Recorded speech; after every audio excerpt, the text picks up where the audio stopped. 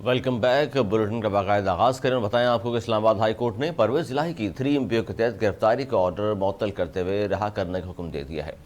عدالت نے D C اسلام آباد سمیت فریقین کو منگل کے لیے نوٹس جاری کرتے ہوئے آئندہ سماعت تک جواب طلب کر لیا۔ عدالت نے پرویز الہی کو آئندہ سماعت پر عدالت کے سامنے پیش ہونے کی ہدایت کر دی۔ اسلام آباد ہائی کورٹ نے ہدایت دی ہے کہ پرویز الہی آئندہ سماعت تک کسی قسم کا کوئی بیان نہیں دیں گے۔ عدالت نے ریمارکس دیے کہ وکیل درخواست گزار کے مطابق پرویز الہی کے خلاف اسلام آباد میں کوئی بھی FIR درج نہیں ہے۔ چودھری پرویز الہی کی MPO آرڈر کالعدم قرار دینے کی درخواست پر سماعت اسلام آباد ہائی کورٹ کے جسٹس طارق محمود جہانگیری نے کی۔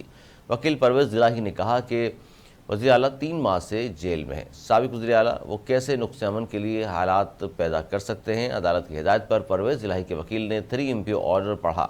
سابق وزیر اعلیٰ پنجاب کے وکیل نے کہا کہ پرویز الہی نے 4 ماہ سے کوئی بیان نہیں دیا اور اسلام آباد میں پرویز الہی کے خلاف کوئی مقدمہ درج نہیں۔ اینٹی کرپشن کے کیس میں مقدمے سے ڈسچارج ہو چکا۔ نیب کے مقدمے میں بھی لاہور ہائی کورٹ گرفتاری غیر قانونی قرار دے چکی ہے۔ جیسے ہی لاہور ہائی کورٹ سے رہا کیا گیا تو لاہور پولیس کی حراست سے چھین لیا گیا۔ عدالت نے استفسار کیا کہ اسلام آباد میں کوئی ہنگامہ آرائی، کوئی جلسہ جلوس آپ نے کیا؟ وکیل نے بتایا کہ کوئی جلسہ جلوس، کوئی ہنگامہ کبھی نہیں کیا۔ شہریہ رافتی کے خلاف اسی قسم کا آرڈر پاس کرنے پر ڈی سی اسلام آباد کے خلاف توہین عدالت کارروائی چل رہی ہے۔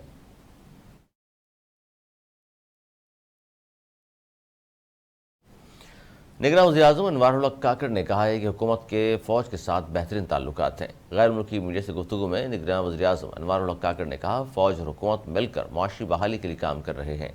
حکومت کے فوج سے بہترین تعلقات ہیں۔ نگراں وزیر اعظم نے کہا کہ سعودی عرب اور مشرق وسطیٰ پاکستان میں $25 ارب کی سرمایہ کاری کریں گے۔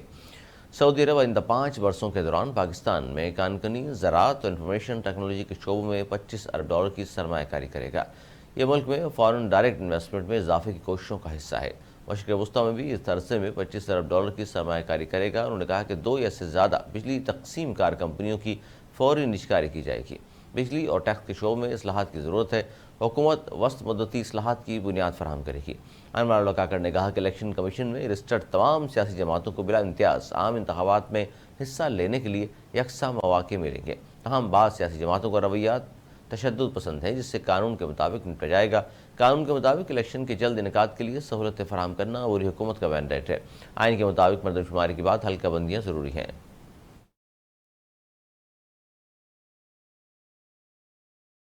صوبہ سندھ کے ضلع کشمور میں کچے کے علاقے دورانی بحر پولیس کا ایکشن، 3 مغوی بازیاب کرا لیے۔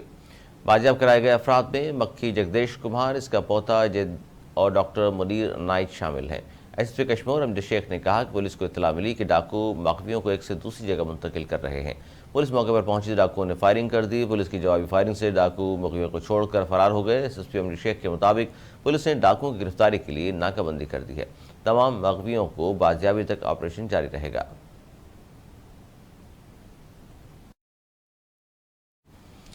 نگراں وزیر داخلہ سندھ بریگیڈیئر ریٹائرڈ حارث نواز نے موبائل فون کو ملزمان سے بچانے کا آسان طریقہ بتا دیا۔ حالیہ دنوں اسٹریٹ کرائمز کے بڑھتے واقعات نے شہریوں کا جینا حرام کر رکھا ہے۔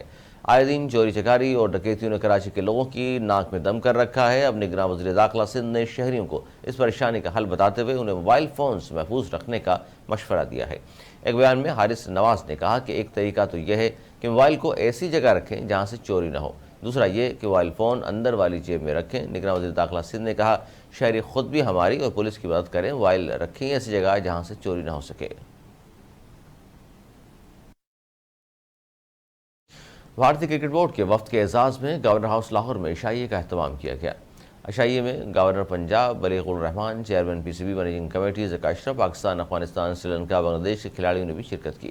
گورنر ہاؤس لاہور میں ہونے والی تقریب میں BCCI کے صدر روجر بنی، نائب صدر راجیو شکلا، ڈائریکٹر BCCI یادر سنگھ اور سیکرٹری ٹو نائب صدر محمد اکرم نے خصوصی شرکت کی۔ اس موقع پر راجیو شکلا نے کہا کہ وہ کئی بار لاہور آئے، یہاں کی مہمان نوازی، لوگوں کا پیار آپ کی حیران کر دیتا ہے، کرکٹ لوگوں کے قریب لاتی ہے۔ Chairman PCB managing committee Zaka Ashraf نے گورنر ہاؤس میں ہونے والے عشائیے سے خطاب میں کہا کرکٹ محبت کا کھیل ہے، کرکٹ کھیلنے والے ممالک میں محبت پھیلاتی ہے۔ آپ نے دیکھا کہ کینڈی میں پاک بھارت میچ کے بعد پاکستان اور بھارتی کھلاڑی بھائیوں کی طرح ملے۔ تقریب میں پاکستانی آل راؤنڈر شاداب خان، شاہین افریدی اور امام الحق نے راجیو شکلا سے خوشگوار انداز میں ملاقات ہوئی۔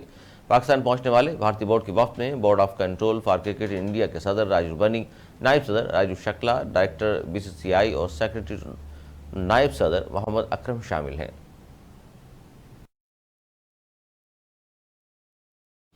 امریکہ میں کرونا کی وبا میں ایک بار پھر اضافہ۔ امریکی خاتون نے جل بائیڈن کو کرونا ٹیسٹ مثبت آ گیا ہے، تاہم صدر جو بائیڈن کا ٹیسٹ منفی آیا ہے۔ غیر ملکی میڈیا کے مطابق 72 سالہ جل بائیڈن کو بیماری سے متعلق معمولی علامات ہیں اور اس دوران وہ گھر پر ہی رہیں گی۔ رپورٹس کے مطابق جل بائیڈن کا گزشتہ سال بھی کرونا ٹیسٹ مثبت آیا۔ وائٹ ہاؤس کی جانب سے کہا گیا کہ 80 سالہ صدر جو بائیڈن کا پیر کی شام کووڈ ٹیسٹ کرایا گیا جو کہ منفی آیا۔ صدر کی مکمل نگرانی جاری رہے گی۔ غیر ملکی میڈیا کے مطابق حالیہ ہفتوں کے دوران امریکہ میں کرونا اور اس کے باعث ہسپتال میں داخل ہونے والے مریضوں کی تعداد میں اضافہ دیکھنے میں آیا ہے۔ پاکستان ویمنز کرکٹ ٹیم نے جنوبی افریقن ویمنز کے خلاف ٹی20 سیریز میں وائٹ واش کر دیا۔ پاکستان ویمنز ٹیم نے تیسری ٹی20 میں دلچسپ مقابلے کے بعد 6 رن سے کامیابی حاصل کی۔ پاکستان ویمنز نے پہلے بیٹنگ کرتے ہوئے 4 وکٹوں پر 150 رنز بنائے۔ سدرا امین اور بسمہ معروف نے 39 رنز کی اننگ کھیلی۔ کپتان ندا ڈار نے 20 گیندوں پر 36 اور شہبال ذوالفقار نے 18 رنز بنائے۔ ہدف پہ تعاقب میں جنوبی افریقی ویمنز ٹیم مقررہ 20 اوورز میں 5 وکٹوں کے نقصان پر 144 رنز بنا سکی۔ مہمان ٹیم کی کپتان نے 50 گیندوں پر 72 رنز کی عمدہ اننگ کھیلی، تاہم وہ اپنی ٹیم کو شکست سے نہیں بچا سکیں۔ لاورا کو میچ اور سیریز کی بہترین کھلاڑی قرار دیا گیا۔